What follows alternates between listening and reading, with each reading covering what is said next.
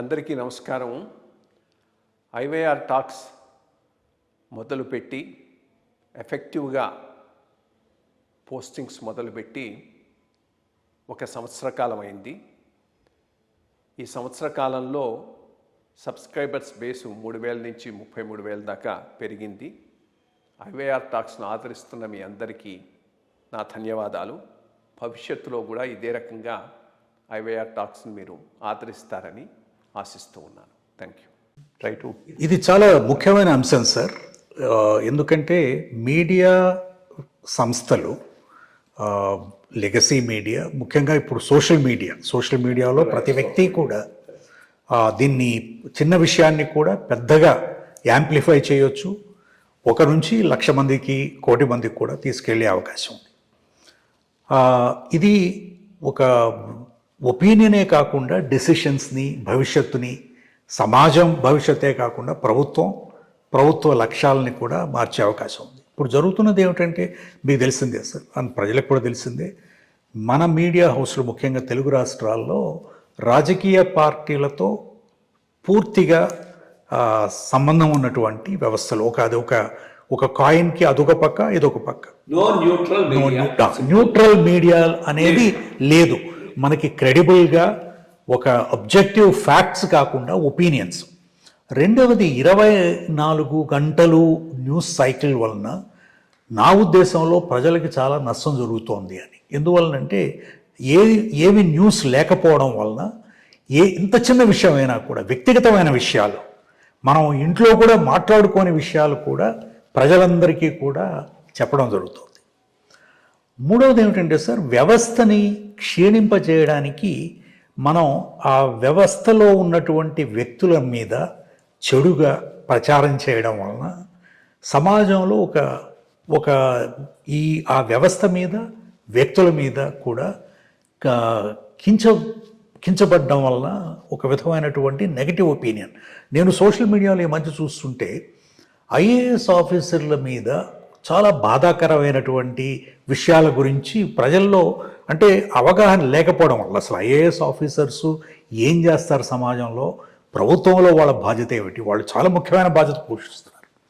ఒక విధంగా రాజకీయ నాయకులు, మీడియా సంస్థలు కలిసి కట్టుగా పనిచేయడం వలన వాళ్ళ ఎజెండాని ప్రమోట్ చేయడానికి మీడియా సంస్థలు ఒక సాధనంగా పనిచేయడం వలన వాటిని ఉపయోగించుకుని మిగిలిన వ్యవస్థలని మీద బురద జల్లడం సాధారణంగా మనం గమనిస్తున్నాం. దీన్ని సోషల్ మీడియా పికప్ చేసి ముందుకు తీసుకెళ్తుంది. దీంట్లో ఐఏఎస్ ఆఫీసర్సు కాబట్టి ఉన్న కొత్త వాతావరణంలో ఐఏఎస్ ఆఫీసర్సు చాలా చాలా జాగ్రత్తగా ప్రవర్తించవలసిన అవసరం ఉంది. Both in public as well as private life. ఇది వీళ్ళు వాళ్ళ బాధ్యతని ముందు అర్థం చేసుకోవాల్సిన అవసరం ఉంది.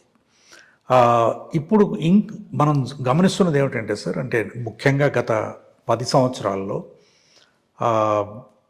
ఈ పాపులిస్ట్ పాలసీస్ వల్ల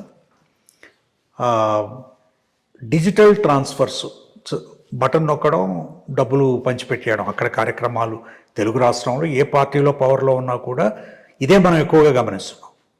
కాబట్టి బ్యూరోక్రసీ పాత్ర ఏమిటి అనే విషయం కూడా మనం పనిచేస్తున్న రోజుల్లో అభివృద్ధి, సమాజంలో మార్పు, మంచి తీసుకురావాలి, ఒక దశలో ఒక దశ నిర్దేశించాలి.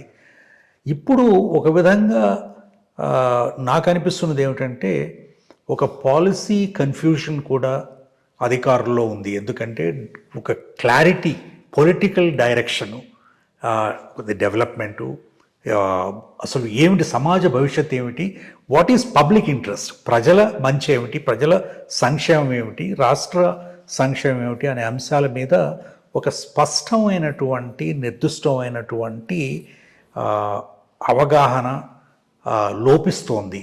అందువలన కూడా అధికారుల్లో ప్రవర్తన, అది ప్రత్యక్షంగా కానీ పరోక్షంగా కానీ, అధికార పక్షంలో కానీ లేకపోతే ప్రైవేట్ రంగంలో కానీ, ప్రైవేట్ లైఫ్లో కానీ కొంత కన్ఫ్యూజను ఒక విధంగా. రెండవది ల్యాక్ ఆఫ్ క్లారిటీ. అందుకని ఒక సిగ్నలింగ్ గురించి వెయిట్ చేయడం, మన నాయకుడు ఏం చెప్తాడు, లేకపోతే ప్రతిపక్ష నాయకుడు ఏమంటున్నాడు, మీడియాలో ఏమొస్తోంది, దాని ప్రకారం మన యొక్క అడ్వైస్ కానీ పాలసీస్ కానీ మన ప్రోగ్రామ్స్ కానీ షేప్ చేద్దాం అనే ఒక అభిప్రాయం కూడా ప్రభుత్వం. సో ఇటువంటి దశలో, ఇటువంటి పరిస్థితుల్లో ఒక media influence, politicization, lack of policy clarity, తర్వాత సోషల్ మీడియా విపరీతంగా పెరిగిపోవడం, ఇటువంటి సంస్థల్లో ఐఏఎస్ ఆఫీసర్స్ మీ అభిప్రాయంలో ఏం చెయ్యాలి? వ్యక్తిగతంగా కానీ, వ్యక్తిగతంగా అంటే సార్ వ్యక్తిగతంగా కానీ, ఒక సంస్థీకృతంగా కానీ, రెండు విధాలుగా కూడా, ఇన్స్టిట్యూషనల్లీ ఇండివిజువల్లీ రెండు విధాలుగా, వ్యక్తిగతంగా ఒక ఐఏఎస్ ఆఫీసర్ ఏం చేయాలి? ఎందుకంటే సార్ ప్రజల్లో నేను గమనించేది ఏమిటంటే ఒక అపోహ, అధికారులు ఐఏఎస్ ఆఫీసర్లందరూ కూడా ఒక మాఫియా లాగా కలిసికట్టుగా ఒక యంత్రాంగంగా పనిచేస్తారు అని. మీకు నాకు తెలుసు, అధికారుల్లో కూడా ఇది ఒక అలైన్మెంటు, కొంతమంది ఈ రాజకీయ పక్షంలో, కొంతమంది ఆ రాజకీయ పక్షంలో, ప్రజల గురించి, ప్రజా సంక్షేమం గురించి, రాష్ట్ర భవిష్యత్తు గురించి ఆలోచించి పనిచేసే వ్యక్తుల సంఖ్య కూడా తగ్గిపోయింది, ఆ పనిచేసే అవకాశం కూడా తగ్గిపోయింది సార్. ఆ స్పేస్ ఏదైతే ఉందో, ఇది వరకు స్పేస్ ఉండేది, మనం ఏ పొజిషన్లో ఉన్నా కూడా ఆ యొక్క స్పేస్ కూడా షింక్ అయిపోతుంది. సో ఇటువంటి పరిస్థితుల్లో ఛాలెంజెస్ ఏమిటి? This is a new challenge sir, ఇది మనకి భవిష్యత్తు. కాబట్టి ఇది అధికారులకు కూడా ఒక గైడెన్స్గా మీ ఎక్స్పీరియన్స్ నుంచి మీ అభిప్రాయాలు చెప్తే బాగుంటుంది సార్. అంటే నేను బ్రాడ్గా